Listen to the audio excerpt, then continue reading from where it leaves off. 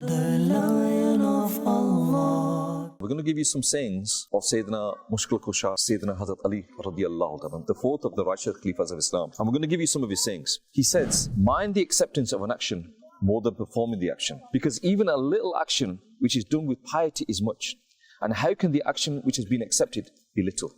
Allahu Akbar. In another one of his famous sayings, he says, it is not goodness that you get wealth and offspring in abundance. Rather, goodness is that you have knowledge in abundance and immense tolerance, i.e., kind-heartedness and forbearance as well.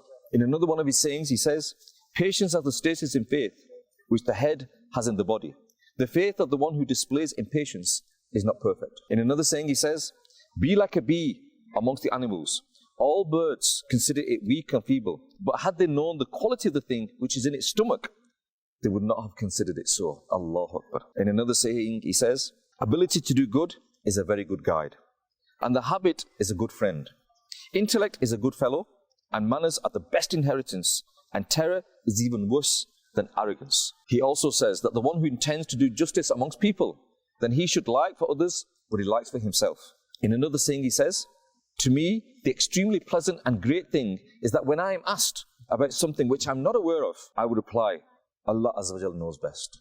Allahu Akbar, Allahu Akbar. He also says, the punishment of a sin is laziness in worship, deprivation of sustenance, and lack of pleasure. And finally, viewers of Madani Channel, I'm going to leave you with one of his sayings.